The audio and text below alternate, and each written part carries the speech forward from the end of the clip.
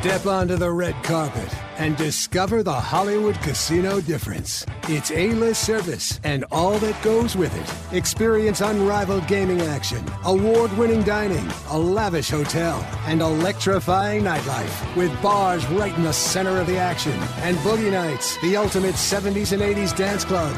Because there's no place like Hollywood Casino St. Louis. Must be 21. Gambling problem? In Missouri, call 1-888-BETS-OFF or visit 888betsoff.org. Ladies and gentlemen, can I please have your attention? And I need all of you to stop what you're doing and listen. Welcome to the Hollywood Casino Press Box with your host, Frank Cusumano. Here's the pitch. Line drive, there it is! Into left field! Hit number 3,000! A run is scored! Musial ran first! On his way to second with a double! The best interviews and the most informed insight. And that's McGaffey breaking free, has a seam and a crease. The kicker can't trip him up. Headed for the end zone. Will it be back-to-back weeks? Yes! All tied together with the experience of over 20 years of local broadcasting excellence in St. Louis. Now Stasny gets away from a check to Fabry. Wide open. Oh, Brower! Rebound! He scores! Troy Brower! The former Blackhawk has given the Blues a 3-2 lead. Now, here is Frank Cusumano on 590 The Fan, 105.7 HD2 FM, and InsideSTL.com. Good morning and welcome. Hollywood Casino Press Box on the all-new 590 The Fan. Frank Cusumano with you until 12 o'clock. Got a good one lined up. Derek Gould leading off, always instant offense. He'll join us at 10:30. His on-base percentage is .475. Benji Molina is going to be with us at 11 o'clock. He's the talkative Molina. He's the thoughtful Molina. We'll get some insight on the Yadi situation from Benji at 11 o'clock. If you'd like to be a part of the program, you can do so. We have the Winning Streak listener line, 855-282-8255. Lions Choice text line, that same number, 855-282-8255. Rankin Jordan is one of our great sponsors. They are the innovative leaders in physical medicine and rehabilitation. All right, our opening monologue is brought to you by Gateway Motorsports Park, and let's begin with lap one.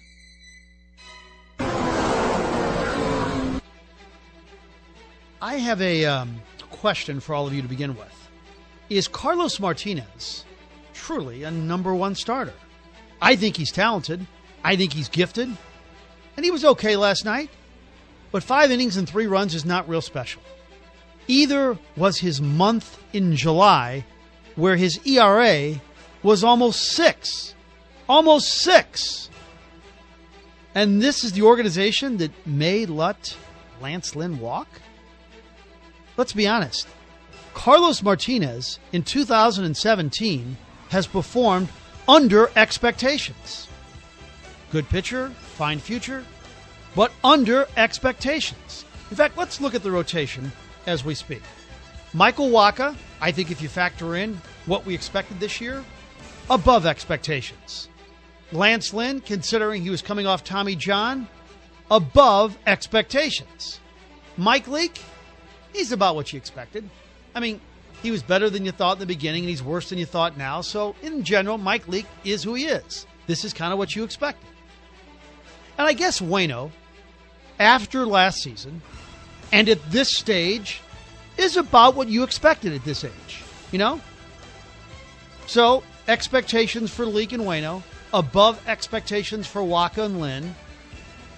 And when you think about it, and it's really odd because you gave him all that money and he's got this incredible arm and he's had some magnificent outings, Carlos Martinez is the only pitcher on the starting staff who you can definitively say has performed below expectations, below what you thought he would do. Agree? 16 runs in the first inning in his last 6 starts for Carlos. I mean, you think, all right, you got this issue in the first inning. Let's try something different. Let's do something different. And yet he continues to basically have the game lost by the time the second inning starts at times. All right, lap 2. The Matheny-Molina feud. Now, let me just say this right off the bat. I have always admired Yadi Molina. I've always been impressed with the way he encourages pitchers. and is almost, I should say, affectionate with them during the game. He's just has this gentle game side, manner in dealing with pitchers, especially young ones too. I just love the way he handles that staff. And even though the guy is not a soundbite machine, I don't really care. I know I talk about how I love athletes that give you good sound bites. Yeah, I do. I'm guilty. But here's the thing. I've been around this guy, I guess, since 2005. I've grown accustomed to it. So I've just admired his work from afar, do a piece on him in the spring, get a few sound bites during a 162-game regular season, and that's it. Him not talking much and him not being real gregarious, I don't care, all right? But I really believe that he's handled this thing for it. You know why? Because it really is one of the things the manager does better than most. He treats his players with so much dignity and so much respect. I mean, let's face it. The reason that Mike Matheny is a boring soundbite partially is because he doesn't want to ever put his players in an uncomfortable position. He never wants to call them out in public. He never wants to do that. So he's intentionally dull. That's part of the reason. Everybody knows that. Richard Justice, MLB.com, on how Matheny handles players. Mike Matheny has an open door with his players. There's no manager that works harder to have good relationships with his players. If Yadi feels his feelings have been hurt, the thing to do is to walk in to Mike Matheny's office like a man and sit down. I promise you, Mike Matheny did not mean to insult Yadi Molina when this thing started. And they are like-minded. They were both warriors as players, and I'm sure there's some respect there. I don't know what's going on with Yadi, but it's got to be fixed. And if it comes down to Mozeliak and the GM and the manager sitting down, then it has to be done. But this has to be nipped in the bud because this is the kind of thing that can have a lasting consequence. Listen, we all know what Jose Oquendo means. I mean, I can tell you 10 stories about the things the guy has done for young players and for infielders and all. I mean, he's tireless. But that has nothing to do with this in my mind. And so I would imagine he and Mike will have another talk today. Michael Gersh, the general manager of the St. Louis Cardinals, was on the morning show. And they asked him about this whole situation, and you could tell that Mr. Gersh was uncomfortable in discussing the whole saga. Is this something that could impact the future of Yadi or with the Cardinals? I have no comment. I mean, I have no idea how it all play out. Again, I think it's just not worth, blowing it out of proportion. I got to tell you, it's not really blowing it out of proportion. He is an all-star, an 8-time all-star, a future Hall of Famer, and he's called out his manager twice publicly. Okay? That's an issue. And as I said yesterday, the last thing this team needs is another distraction. Lap 3. You know what John Mozeliak and Michael Gersh should do every day when they wake up and look at the mirror?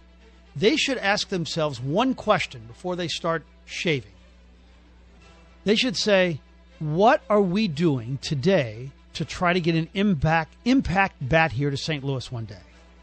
What can we do to get an impact bat? What am I going to do today to make this happen?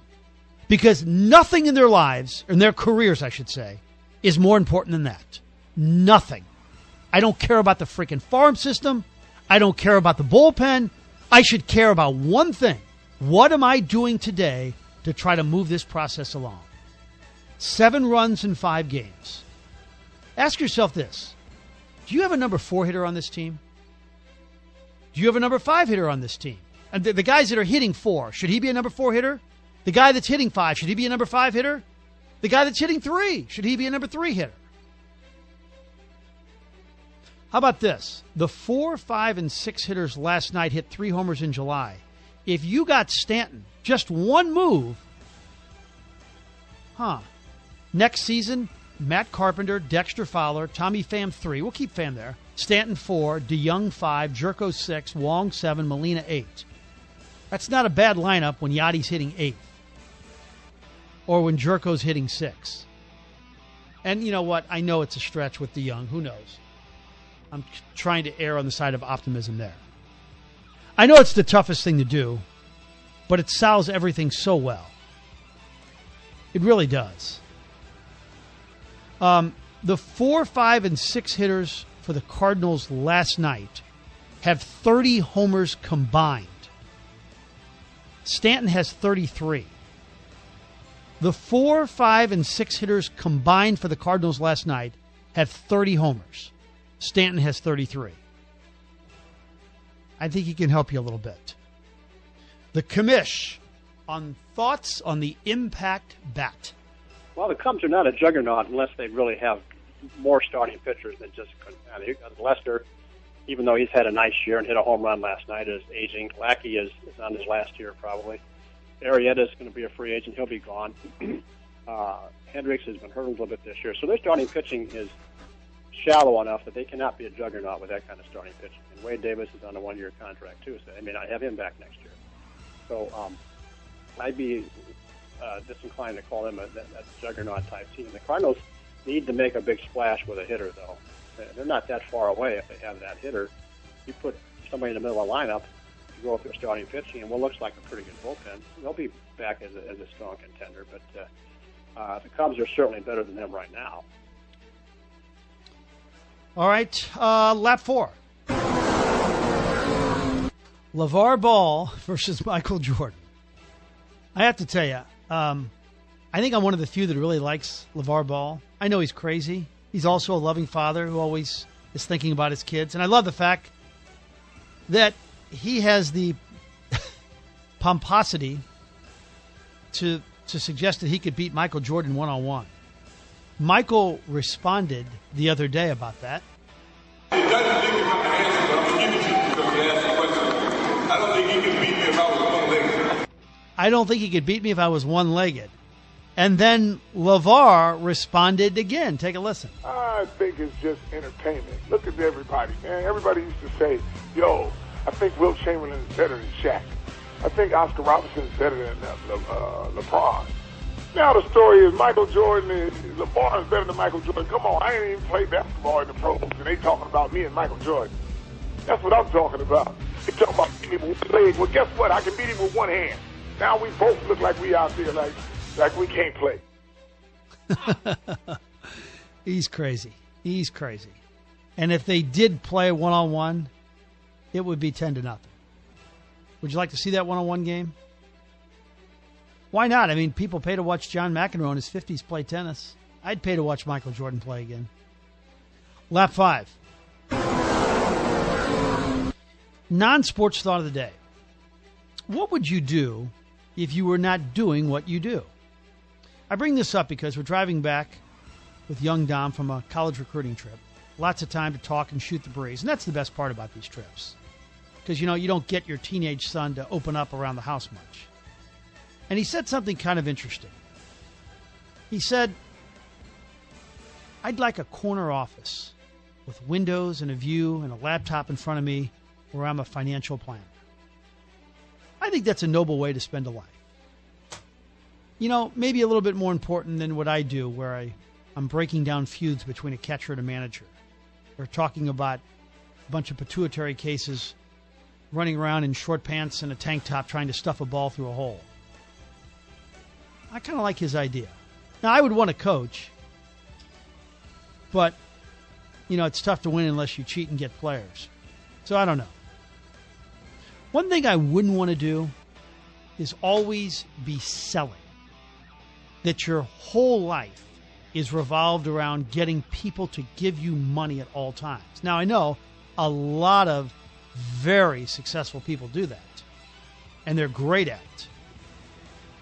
But I would just kind of hate to be like a manager like Alec Baldwin in that movie who had to get kind of nasty with his staff. We're going to play that for you.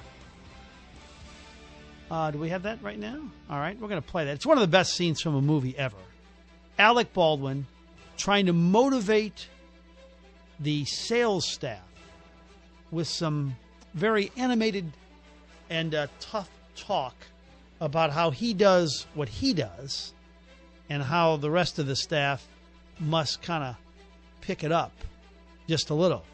I think it's one of the best scenes ever for a movie. And even though I hate Alec Baldwin, I shouldn't say hate, even though I think he's a schmo, there's no doubt about it. The guy is an incredible actor. And this scene, I think, is one of the best I've ever seen in a movie. He is the sales manager, and he is called down to really, kind of motivate the staff. The name of the movie is Glengarry Glen Ross. And for our younger audience, you should definitely watch this movie. It was a play to begin with, but it's about, the lives of some desperate real estate agents. And here is Alec Baldwin in action. You got leads. Mitch and Murray paid good money. Get their names to sell them. You can't close the leads you're given. You can't close. You are. Hit the bricks, pal, and beat it, because you are going out. The leads are weak. The leads are weak. The leads are weak. You're weak. I've been in this business 15 years. What's your name? You. That's my name. You know why, mister? Because you drove a Hyundai to get here tonight. I drove an $80,000 BMW. That's my name. Wow. Is that great or what? That was Jack Lemmon in there, too. Was that Harris? Who's the actor? Ed Harris. Yeah, Ed Harris. Al Pacino's in that, too. Oh, my goodness. What a cast. Alec Baldwin has had just some of the greatest roles. He really has. All right, lap 6. Stream of consciousness. Underrated things in life. A great nap in the middle of a hot summer day with the dogs nearby and the air conditioning blowing its cool. Can't beat that. A John Grisham book.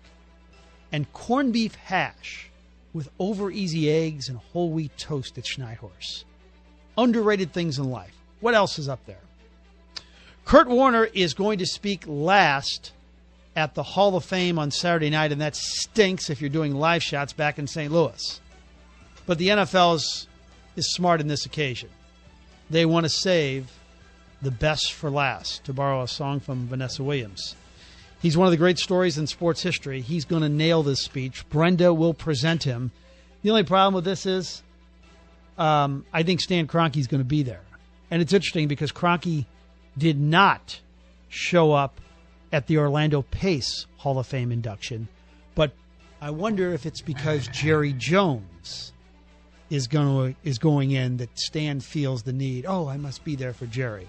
So I'm sure some reporter, and it won't be me, I promise you, I will not. I may interview the guy and ask him something nasty, but I'm not going to ask him, hey, Stan, did you really discover Kurt Warner? And then he'll tell a story. No, that won't make air. Finally, our thoughts and prayers are with the family of Ara Parseghian. For our younger audience, Ara Parseghian is one of the greatest college football coaches of all time. He died yesterday at the age of 94. At Notre Dame, in 11 years, he went 95, 17, and 4. He won 2 national championships. This guy was so good as a coach, he had a winning record at Northwestern. Nobody, up until this most recent, this Coach Fitzgerald, ever has a winning record at Northwestern. In fact, Brian, just for 1 second, Coach Venturi, who's a wonderful guy, a great talk show guest, great talk show host, coached at Northwestern. Can you tell me what his record was at Northwestern, please? Oh, it was 131-1. In conference, it was 026-1. That gives you an idea of how good Ara Parseghian was at Northwestern. But there's another layer to his life that I'd like to relay, is that he left college football at the age of 51, I believe. He left Notre Dame at the zenith of his career, and it shocked the world because he wanted to do something to help his family out. 3 of his grandchildren got that rare disease. It was called Niemann-Pick type C. It's a neurodegenerative disease, and it killed 3 of his grandchildren. Could you imagine being in your 50s and having to attend the funerals of 3 of your grandchildren because of a rare disease? Well, Era became the face of that disease, and he actually did, quite a few radio interviews. I'm sure if you ask Kenny Strode, he has him in his Rolodex, and Kenny got him on for us a couple of times. But what he did was he left Notre Dame and went to CBS television and then became a fundraiser, and he raised $45 million for Niemann-Pick type C disease. A great man, and our thoughts and prayers are with the Parsegian family. All right, we'll take a short time out. Before we go to break, quick word about Lion's Choice, though. Speaking of underrated, this is what I'd like to do today. I'd like to go to the Lion's Choice out here in St. Charles and get one of those large Lion's Choice sandwiches, maybe with some Swiss cheese and some horseradish, some fries.